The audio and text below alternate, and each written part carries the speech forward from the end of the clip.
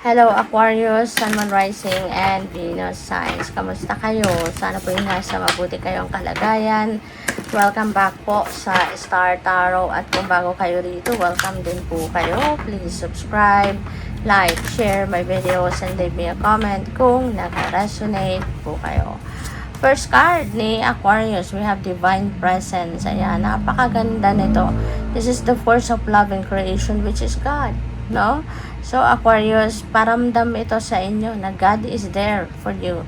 No? God is there for you and with you. Kahit ano ba nang yung pinagdadaanan, nandiyan siya. Okay? Kaya huwag kang matakot. Wala kang dapat natakot na maramdaman. Hindi ka dapat mag-alala. Kasi God is there with you and for you at all times. Okay? Magtiwala ka lang sa Kanya. Magtiwala ka sa Kanyang plano. Okay? So, what else? At magtiwala kang hindi kanya papabayaan. Alright? So, we have wisdom of the Magi, mental clarity. So, baka ang iba sa inyo may desisyon na kailangan gawin at naguguluhan. Maybe you are confused, no? You don't know which way you are heading. You're not sure kung ano yung gagawin mo sa ngayon, no? Kaya, wag kang mag-alala. Magkakaroon ka din ng clarity of thought, magkakaroon ka ng clarity of mind, at magiging malinaw din ang lahat para sa'yo. Okay? You will be enlightened, kaya wag kayong mag-alala. Okay? So, what else? We have connections. Ayan, partnership, contract, commitment. So, siguro meron ditong mga kontrata na you're about to sign. O pwedeng yan mga kontrata na yan ang pinag-iisipan ninyo. Baka naguguluhan kayo. Maaring hindi pa kayo sure if you're going to sign that contract or kung makikipag-partner nga kayo sa kung kanino man. May mga pinagpipilian din kayo na pa pwedeng makaka-partner ninyo or makikipag-commit ba kayo sa kanila. So, siguro yan ang hindi malinaw sa isip ninyo. That could be related to that. Pero, wag kang mag-alala kasi magkakaroon na kayo ng linaw sa isipan. You will be able to figure out kung sino dito nga yung o pwede ninyong maging kapartner o sino yung best na maging kapartner ninyo. Kaninong kontrata or kanino kayo pipirma ng kontrata or kanino kayo makikipag-commit, no? Pwedeng ganun din ang ganap dyan. Okay? With these connections as well, po pwedeng mag-widen ngayon ang inyong horizon. Po pwedeng mas dadami ngayon yung mga taong makikilala mo. Paaring you will be meeting new friends or making new friends. Pwede rin na kunyari sa social media, if you are active, baka mas marami kayo ngayong magiging followers, maraming subscribers, ganun lalawak ang following ninyo. Pwedeng ganun din ang ganap dito. Pwedeng may marriage dito. Yung contract na to could be marriage contract ang pipirmahan since we also have commitment and partnership. So, yun, pwedeng partnership in business, partnership parang collaboration, mga ganyan. So, baka may mga ganong mga mangyayari sa inyo, no?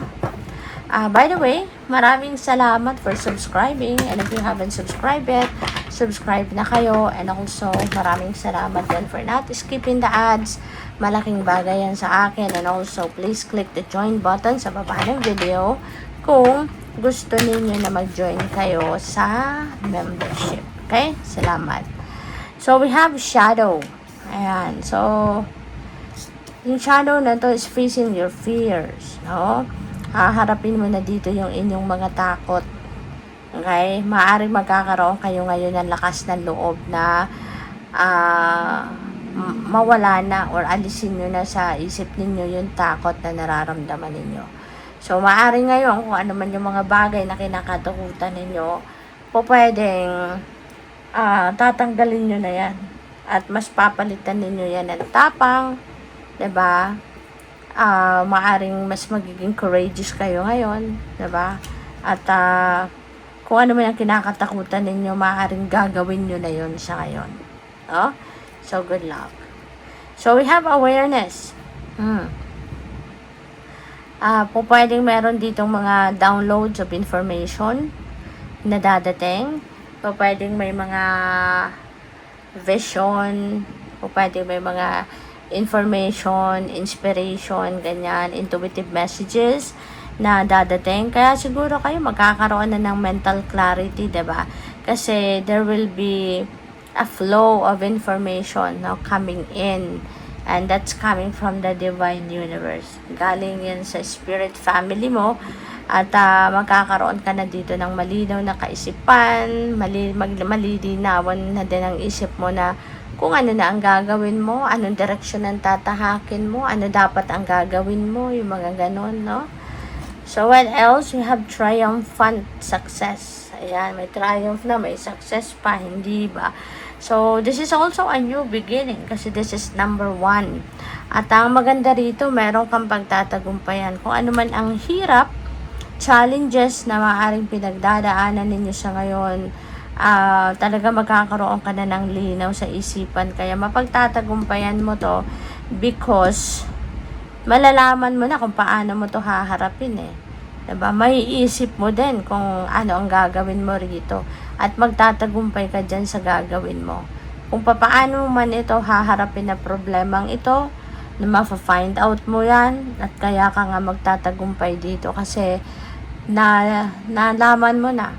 Diba? Nakapag-diskarte ka na, nakapagplano ka na kung paano mo to malalagpasan, and you are going to overcome, diba? And you are going to succeed. Malalagpasan mo yung problemang ito. So, congrats.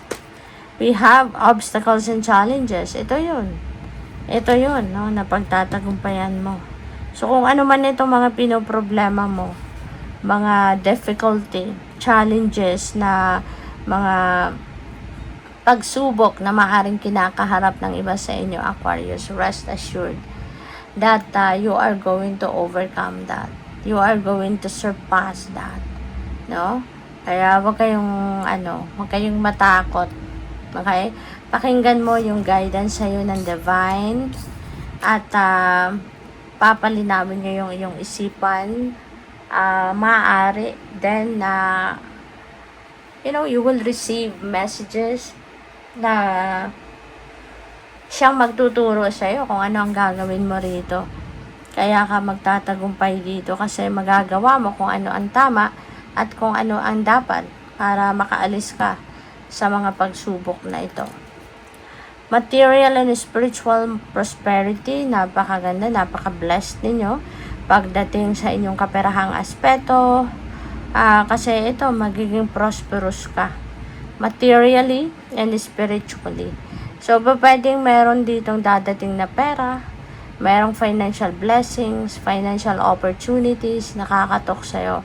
And you'd be able to experience that material and financial success. Magiging komportable na ngayon yung inyong kaperahang aspeto.